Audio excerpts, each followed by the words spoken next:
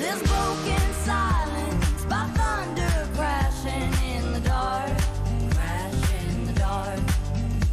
And this broken red. Pardon Anissa, mais quand j'ai vu le titre de l'émission, quand j'ai par curiosité regardé et par avance un peu les images, ça y est, j'ai été saisi d'angoisse quand même. C'est ça marche, hein. Ça marche plutôt bien. Très très bien.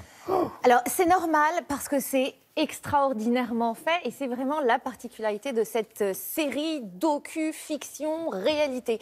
Elle est difficile à situer, pourquoi ? D'abord parce que c'est une vraie série documentaire qui revient sur des histoires vraies. C'est en Angleterre. C'est en Angleterre sur la chaîne Quest. Ensuite, il s'agit de vrais témoignages avec de vrais témoins du drame en question. Mais comme ce sont des drames passés, c'est le côté fiction, c'est que tout est fictionné, tout est rejoué, tout est reconstitué et c'est fabuleusement fait. Ça s'appelle donc Disasters at Sea, ce qui veut dire désastre en mer. Comme son nom l'indique, c'est précisément des histoires en mer qui sont retracées ici et en général de catastrophes qui finissent plus ou moins bien. On ne le sait pas avec les... Alors, oui, non, là, ça finit pas très bien dans l'extrait qui va suivre, ça c'est sûr. On est totalement saisis, c'est très bien raconté, très bien réalisé, parfaitement scénarisé. Dans l'extrait qui va suivre, on parle d'une histoire, l'histoire du Derbyshire. C'est un bateau, un bateau monstrueux qui est parti en mer. La suite, je vous propose de la découvrir. September 8th, 1980. The MV Derbyshire is passing through the Western Pacific en route to Japan. Captain Jeffrey Underhill is in command of the massive ship. Jeff Underhill was a very competent seafaring master. At 294 meters, the Derbyshire is longer and twice the weight of the Titanic. Chief Officer Curly Bayliss predicting a fast-moving storm. He received 3 weather reports, one from Guam, one from Tokyo, and one from Hong Kong, and each one had given Typhoon Orchid a different location. With conflicting weather reports, Captain Underhill has to make his best guess how to dodge the storm. By now, more than 2 days of unrelenting gale force winds have whipped the waves to monstrous heights. Then, you're gonna feel this one.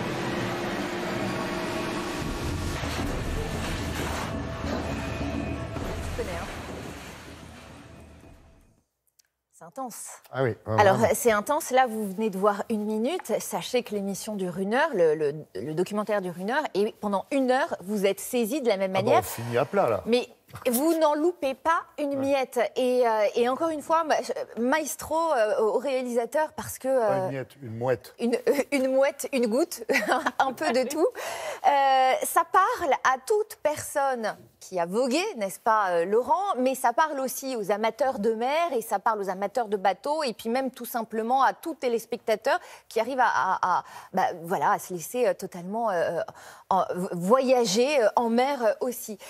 Ce Derbyshire, donc l'action est arrivée en 1980, mais il y a eu presque 30 ans d'enquête. C'est-à-dire que l'enquête a sans cesse rebondi. Pourquoi un tel acharnement? Parce que ça peut se reproduire et qu'on a envie de savoir qu'est-ce qui s'est passé, quelle a été la faille de ce bateau pour que ça ne se reproduise plus et qu'il n'y ait pas d'autres vies humaines qui périssent en raison éventuellement d'un défaut. Ce n'est qu'en 1997, figurez-vous, qu'ils ont commencé à avoir des réponses. The Derbyshire is one of 6 sister ships designed with steel beams along the length of their hulls to add strength. But during construction, the girders are joined at frame number 65, creating a potential weak point. Now 3 of the 6 ships have had something go badly wrong at sea. The families fear that if a design flaw did cause the disaster, other lives could be at risk. The giant ship has been shattered into over 2,000 pieces of twisted metal and debris. When the Derbyshire sank, because of its unique construction of a double hull, it actually did something which is to implode and then explode. As the Derbyshire sank below the waves, increased water pressure drove her watertight double hulls inward. At that point, the trapped air became so highly compressed, it exploded. Oui, explication, enquête, et surtout qu'il n'y a pas eu de survivants du tout. Hein. 0 survivants, 42 personnes sur le bateau, 42 personnes introuvables et évidemment qui ont péri en mer. Les enquêtes, on rappelle le titre de ce programme. Disasters at Sea sur la chaîne Quest. En Angleterre. Merci beaucoup. Alors.